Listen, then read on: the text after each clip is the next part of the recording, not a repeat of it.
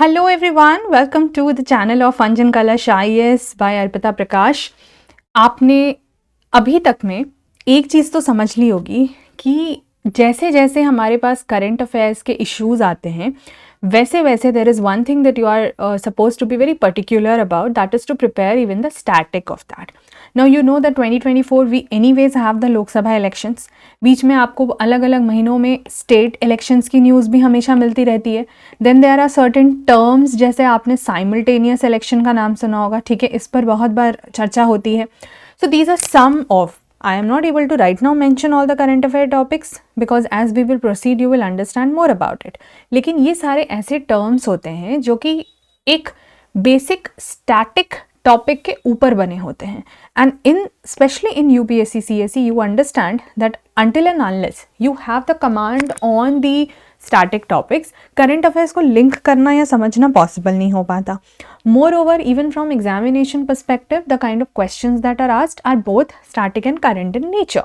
Therefore, what we have decided that especially at this point of time, when the topic is so much in news, what we'll do is, for the topic of election, we would, and representation of course, we would be seeing the static content. कैसे होगा क्या होगा भी मैं आपको थोड़ी देर में समझाऊंगी, in a series of videos, because there are many things that needs to be discussed, so that when you prepare the current affair topics आपके लिए already वो चीज़ आसान हो जाए। ठीक है, मैंने इसके पहले एक और वीडियो बनाई थी, आपने अगर देखा होगा जब हमारा ये ऐप लॉन्च हुआ था, तो YouTube पर ही मेरे पुराने वाले चैनल में, जिसका लिंक आपको डिस्क्रिप्शन में मिल जाएगा, मैंने एक वीडियो बनाई थी जहाँ पे बात हुई थी how to link static with the current. ठीक है, बहुत लोगों को ये प्रॉब्लम आती थी, बहुत लोगों को ये समझ में नहीं आता था, और इसी टॉपिक के मदद से मैंने आपको वो समझाया था कि स्टैटिक और करंट को लिंक कैसे कर सकते हैं, but I did not teach the topic.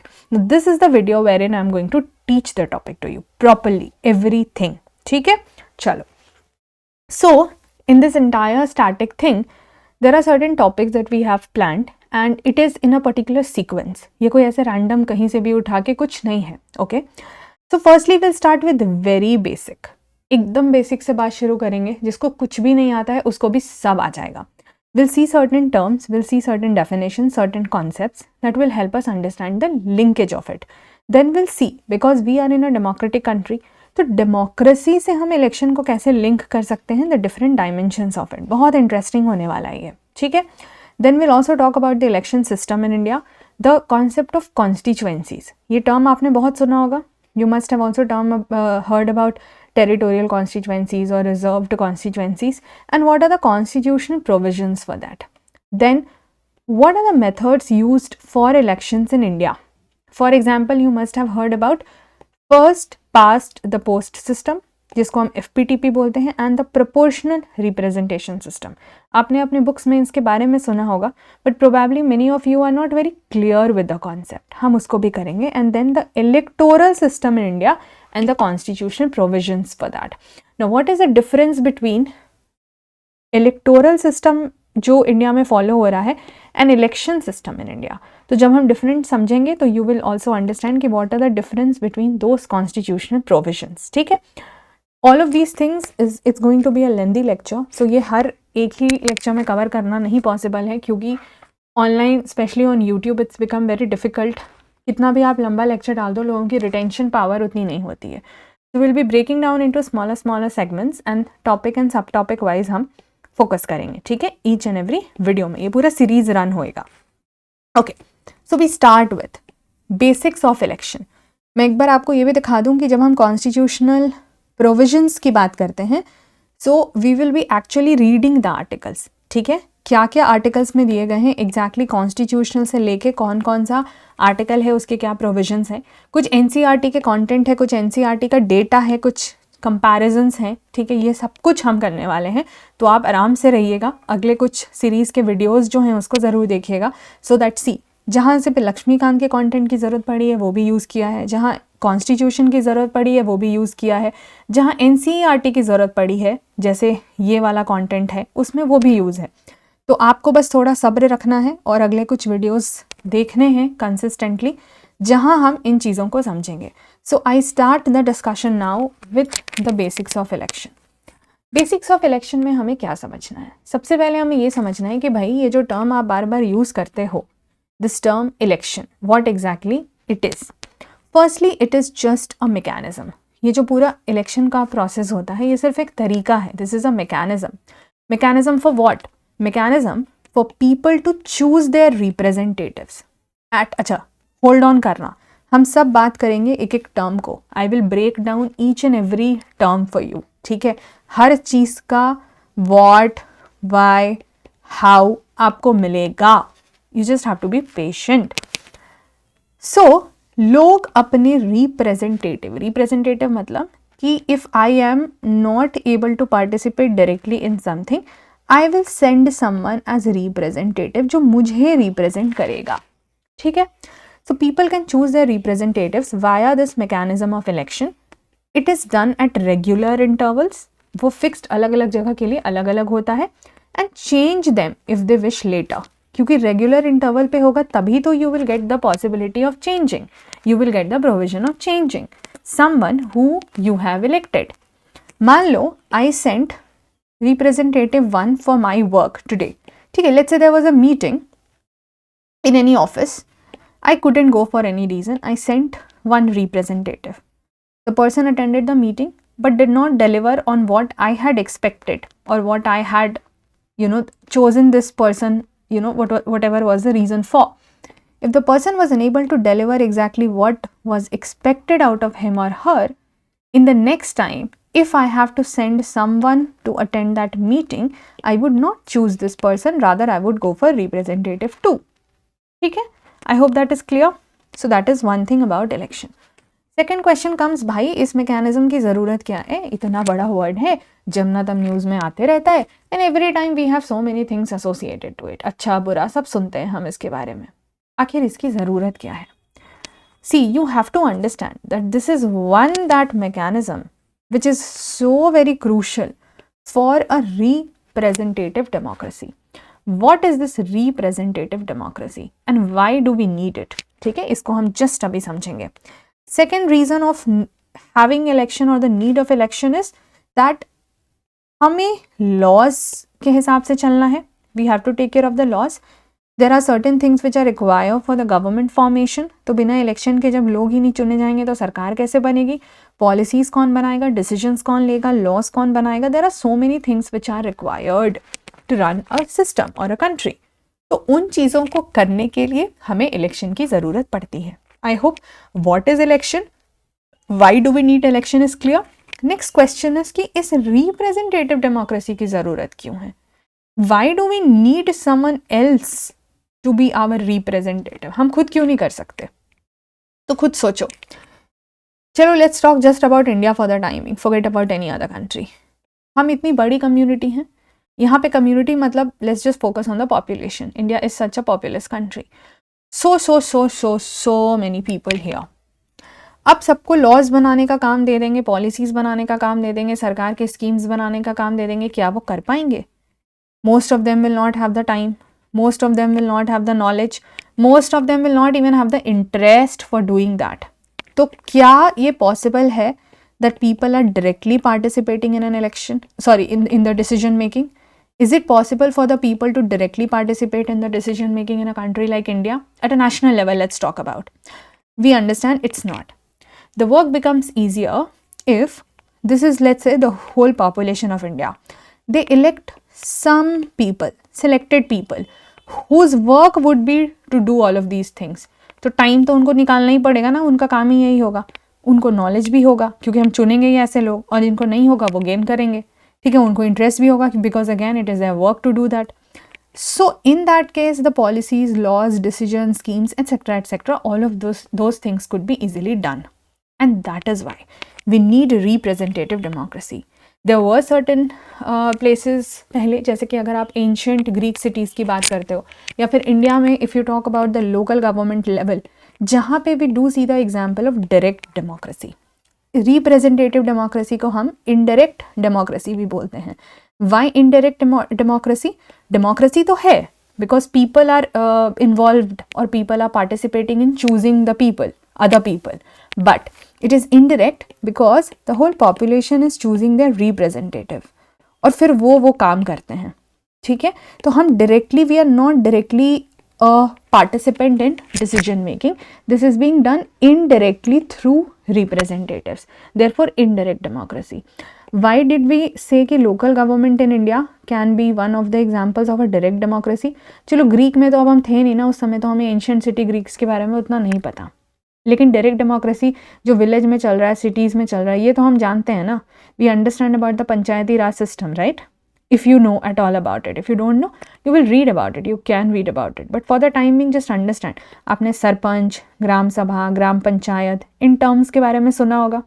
तो मान लो विलेजेस में क्या है कि जो एडल्ट्स होते हैं, ग्रुप ऑफ पीपल, ठीक है, जो कि 18 या 18 साल से ऊपर के हैं, इनका एक ग्रुप हुआ, असेंबली हुई, विच इज़ कॉल्ड एज ग्राम सभा, ठीक है।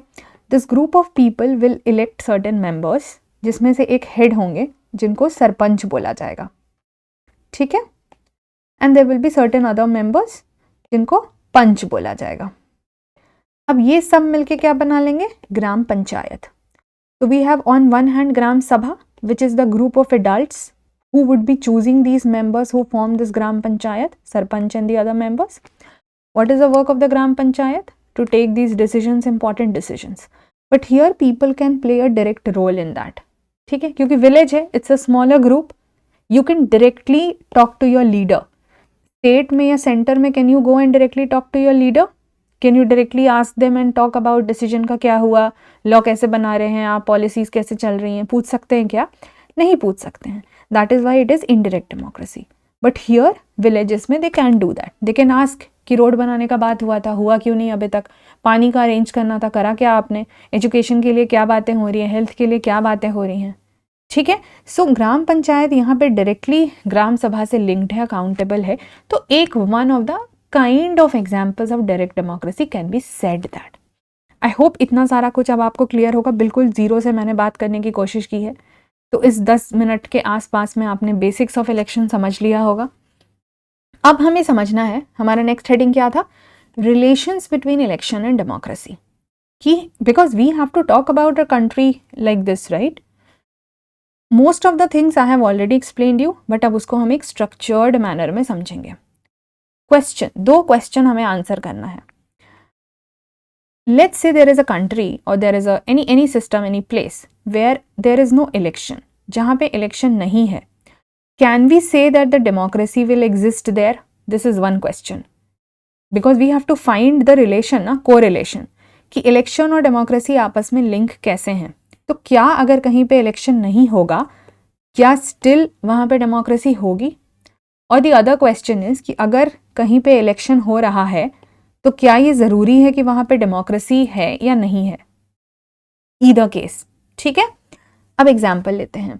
तो firstly we talk about direct and indirect democracy. Now you already understand the meaning of it, तो वो तो आपको दिक्कत नहीं आएगी। तो जैसे एक example I have given you, the ancient city states of Greece, ठीक है। और इनडायरेक्ट में क्या होता है? Which is called as representative democracy, wherein we choose our representatives through the process of election, and therefore we say that here the role of the method of election, like how you are actually electing, election can also take place in different manner, which we will do in the coming lectures, ठीक है। तो वो method भी बहुत ज़रूरी हो जाता है, क्योंकि आप किसी को चुन रहे हो, तो चुन भी कैसे रहे हो वो बहुत ज़रूरी हो जाता है। तो अब हमें क्या क्वेश्चन क्या समझना है कि अगर इलेक्शन नहीं हो रहा है तो भी डेमोक्रेसी होती है क्या? Answer is yes, because see indirect democracy में तो इलेक्शन है ही, तो इसका तो सवाल ही नहीं है। बट क्या ये भी पॉसिबल है? Of course it is possible. You can see the case of direct democracy. Let's forget about, अभी मैंने आपको यहाँ पे डायरेक्ट का केस दिया local government in India, but वो अपने आप में एक होल कंट्री नहीं है ना, that is just one of the level of government. तो वहाँ पे तो लोग ऐसे चुन लेते हैं। The point here was to explain you कि direct democracy में the people are directly able to participate in the decision making process.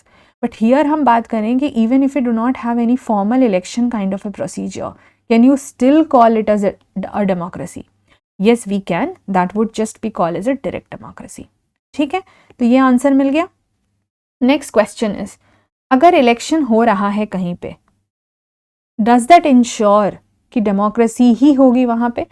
आपको लगेगा हाँ बिल्कुल, लेकिन the answer is that not all elections are democratic. अब जिन लोगों ने मेरे साथ एनसीईआरटी पॉलिटी की कोर्स करी है, क्योंकि अभी हम यही सब टॉपिक्स कुछ टाइम पहले हमने करा हुआ है अंजन कलश IAS ऐप पे, जहां हमने डेमोक्रेसी एक पूरा डेमोक्रेटिक गवर्नमेंट एक पूरा टॉपिक करा था। ठीक है, मैं आपको ना एक बार छोटा सा वो दिखा देती हूँ कि हमने उसको किस तरीके से कवर करा था। देखो, इस तरीके से हम ब्रेक करके book wise, chapter wise, topic wise करते हैं। तो मैं ना आपको पहले बस एक बार वो दिखा दूँ कि गवर्नमेंट को लेकर how did we actually proceed. तो इसको हमने ब्रेक करा कि गवर्नमेंट रिलेटेड जितने भी टॉपिक्स हैं उसको अगर हमें ब्रेक करना है, तो जैसे कि मान लो क्लास 6 के कुछ चैप्टर्स में क्या क्या दिया हुआ है, क्लास 8 में, 9th में, 10th में क्या क्या दिया हुआ है, उस हिसाब से हमने करा है। तो यहाँ पे अब जैसे कि डेमोक्रेसी और फिर डेमोक्रेसी से ही रिलेटेड बहुत सारे एस्पेक्ट्स हमने करे हैं। ठीक है, अब उन्हीं एस्पेक्ट्स में दीज पॉइंट्स ऑफ कम, जब हम एक डेमोक्रेटिक गवर्नमेंट की बात करते हैं तो वहाँ पे हम इस चीज़ को फोकस करते हैं कि how a democracy can ensure कि लोगों का तो रिप्रेजेंटेशन है ही, on the other hand there are certain examples of different countries जहाँ पे डेमोक्रेसी नाम से तो दिखती है। फॉर एग्जांपल इलेक्शन तो होते हैं, but in real sense that is not ensuring कि वर्क ठीक से चल रहा है। फॉर एग्जाम्पल इलेक्शन होगा ज़रूर, बट कोई एक ही पर्टिकुलर पार्टी का जीतना मैंडेटरी होगा because the other parties were just for the name sake allowed to participate, but पहले से सब कुछ फिक्स है। या फिर even though there is an elected political party based on people's will, but the real decision making power is let's say कोई military leader है या कुछ ऐसा है। ऐसे बहुत एग्जाम्पल्स हमने उन एनसीईआरटीज़ के वीडियोज़ में देखे हैं। ठीक है, अब यहाँ पे क्वेश्चन आता है, so one statement that you have to remember. No, prelims में इस तरह के पॉइंटर्स बहुत ज़रूरी हो जाते हैं जहाँ आपसे करेक्ट और इनकरेक्ट स्टेटमेंट पूछने को मिलता है या फिर एजर्शन रीजनिंग क्वेश्चन पूछने को मिलता है। So these questions these concepts become very important. ठीक है, तो सबसे पहले तो ये याद रखो कि हर इलेक्शन का डेमोक्रेसी से सीधा संबंध नहीं है, because there are many non democratic countries also जो कि इलेक्शन तो होल्ड करती हैं दिखाने के लिए, बिकॉज दे वुड वॉन्ट कि हम ना किसी भी तरीके का थ्रेटनिंग का लोगों को रीज़न ही ना दें। They would try to prevent any kind of threatening to their rule. तो बहुत सारे ऐसे नॉन डेमोक्रेटिक कंट्रीज़ हैं, इसलिए मैंने बोला आप जब एनसीईआरटी के उस चैप्टर को पढ़ोगे, क्योंकि here we are not doing the topic of democracy और डायरेक्ट डेमोक्रेसी और डेमोक्रेटिक गवर्नमेंट, तो I can not teach you directly right now, नहीं तो हम अपने इलेक्शन के टॉपिक से भटक जाएंगे। But if you prepare those NCERT chapters, आप खुद भी पढ़ सकते हो, so you see those examples and you should note those examples.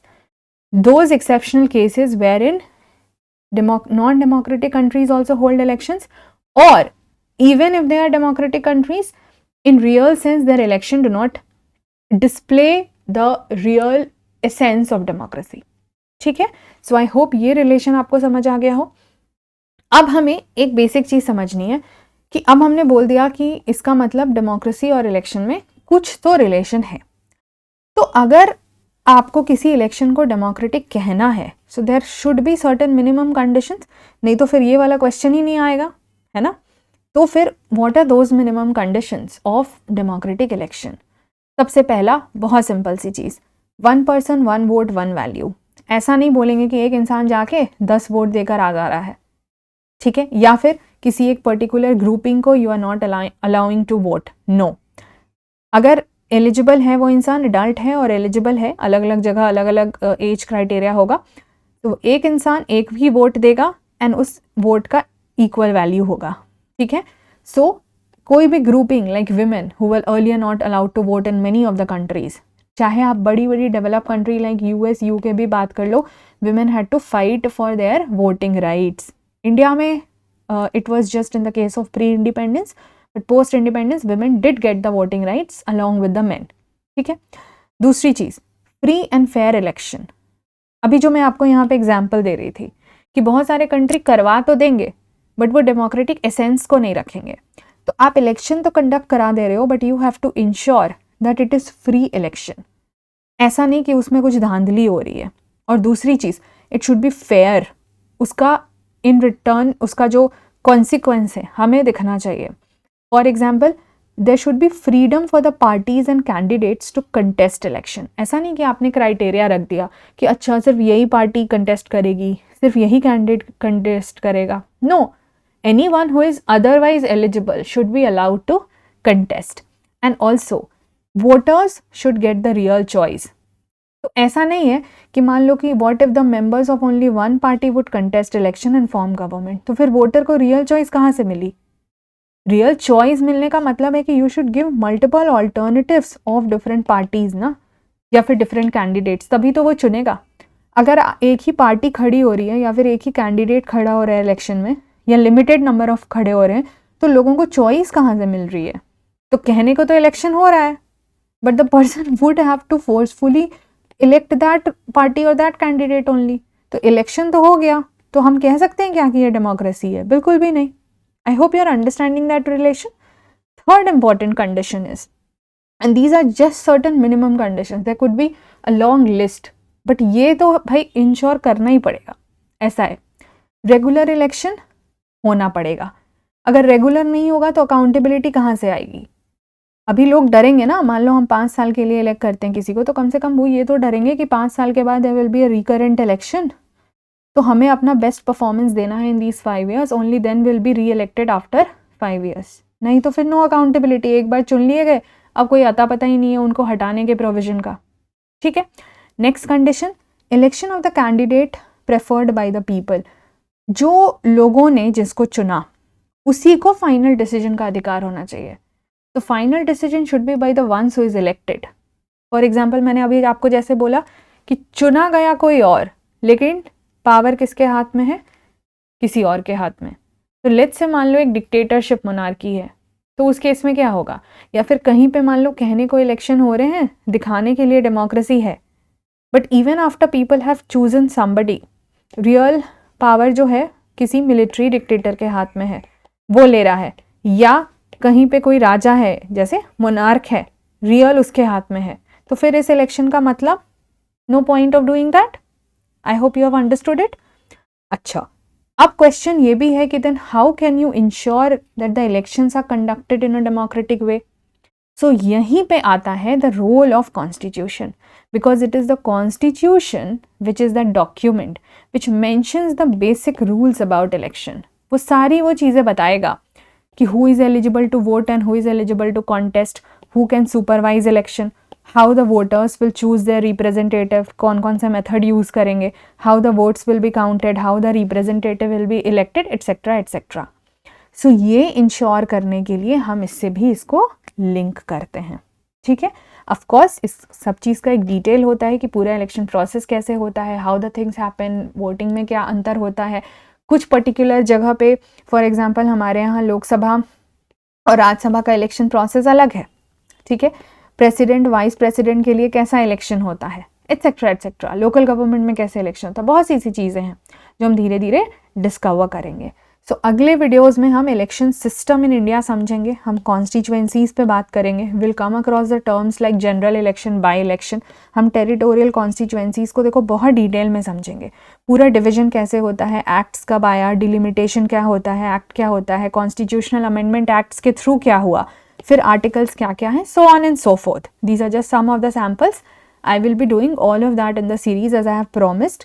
तो ये पूरे जितने भी टॉपिक्स पे हमने यहाँ जिक्र करा है, all of those things would be covered in the coming lectures. ठीक है, I hope this session was of use to you. If at all you can join us on the Anjan Kala शायद ऐप एज वेल। इनफैक्ट अभी जो classes हमारे पास हैं, note making course है। ठीक है, ऐसा कोर्स जो कि मैं तो अभी भी बिल्कुल कॉन्फिडेंटली कह सकती हूँ आपको और कहीं नहीं मिलेगा, because it is not just about note making as it is sounding. It is about PYQs integration, it is about subject interlinkages, it is about direct doing the exercises, it is about making own questions after seeing them. Like इतनी सारी चीज़ें, और ये हर subject को लेकर के है, economy है, पॉलिटी है, हिस्ट्री है, जोग्राफी है, इसमें और भी बहुत करंट अफेयर्स है, इसमें बहुत कुछ इंक्लूडेड है. You can check out that course. Also the polity and the history NCERT courses are available on the platform. Some free questions are also there. Very soon the test series are also going to be released. So हम बहुत कुछ कर रहे हैं उस app पे, आप हमसे जुड़ सकते हैं. आप अगर टेलीग्राम के थ्रू जुड़ना चाहते हो तो channel is also, the link is also available in the description. But either way इस यूट्यूब चैनल का अगर आपको कुछ यूजेज लग रहा है, if you find that the contents which I have shared here are of use to you, please do join the channel and help us grow. And I will now see you in the next video, in the next lecture. Thank you so much. Take care till then. Have a great time ahead. Bye bye.